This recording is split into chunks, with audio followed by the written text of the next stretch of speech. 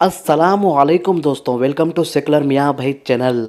भारत की तारीख में अगर अंग्रेज़ों को किसी ने दिन में तारे दिखाए थे तो वो थे हज़रत टीपू सुल्तान, जिसकी लाश पर अंग्रेज़ खड़े होकर कहते थे कि भारत पर खड़ा हूँ। हज़रत टीपू सुल्तान वो एक ऐसे इकलौती शख्सियत थे जो अंग्रेज़ों के लिए भारत पर कब्जा करने में बहुत बड़ी रुकावट थे। हज़रत टीपू सुल्तान की बहादुरी के चर्चे बड़े सगीर ही नहीं बल्कि पूरे यूरोपियन देशों में भी थे और है, मगर अपनों की गद्दारी और धोखेबाजी की वजह से अंग्रेज़ों से ये जंग हार गए। 4 मई यानी आज का दिन 1799 को ये मुजाहिद अंग्रेज़ों से लड़ते हुए शहीद हो गए। शहीद होने से पहले इस मुजाहिद ने एक बात कही थी जिसे तारीख के पन्नों में दर्ज कर लिया गया है। जी हाँ, गीदड़ की 100 साल की जिंदगी से शेर के एक दिन की जिंदगी बेहतर है। हज़रत टीपू सुल्तान की पैदाइश 20 नवंबर 1750 का दिन था। तो दोस्तों, बड़े ही अफसोस के साथ कहना पड़ रहा है कि अनभक्त मुसलमानों के ऊपर जुल्म करते हुए ये नहीं सोच रहे हैं कि दज्जाल कब आएगा। यहूदी मुसलमानों के ऊपर जुल्म करते हुए ये नहीं सोच रहे हैं कि दज्जाल कब आएगा, पर मुसलमान हर तरफ जो है जुल्म सहते हुए यही सोच रहे हैं और इंतजार में बैठे हैं कि मेहदी अलैहिस्सलाम कब आएंगे। अच्छा हुआ कि हज़रत टीपू सुल्तान और हज़रत औरंगज़ेब आलमगीर, सुल्तान सलाहुद्दीन अय्यूबी ने मेहदी अलैहिस्सलाम का इंतजार नहीं किया। अगर ये भी लोग मेहदी सलाम का इंतजार करते तो फिर क्या हाल रहता मुसलमानों का, आप अच्छी तरीके से जानते हैं। जी हाँ, सुल्तान सलाहुद्दीन अय्यूबी ने बैतुल मुक़द्दस फतेह करते वक्त तो मेहदी अलैहिस्सलाम का इंतजार नहीं किया था। मुसलमानों को भी जहाँ जहाँ पर मुसलमानों के ऊपर जुल्म हो रहा है उन हालात का मुकाबला करना होगा। तो 4 मई 1799 का वो दिन था जो आज का दिन है जब शेर मैसूर हज़रत टीपू सुल्तान ने अपने वतन की हिफाजत करते हुए अपनी जान की कुर्बानी दे दी थी। अगर टीपू सुल्तान भी चाहते तो निज़ाम और बाकी रजवाड़ों की तरह अंग्रेजों से संधि कर उनकी तमाम शर्तें और गुलामी को कबूल करके अपनी रियासत बचा सकते थे, लेकिन उन्होंने इस गुलामी से बेहतर शहादत को तरजीह दी। उस वक्त हज़रत टीपू सुल्तान का नाम अंग्रेजों के लिए खौफ का पैगाम था। शायद हिंदुस्तान के किसी सुल्तान या राजा का इतना खौफ अंग्रेजों के दिलों पर रहा होगा जितना टीपू सुल्तान ने उस वक्त अंग्रेजों की नींद हराम कर दी थी।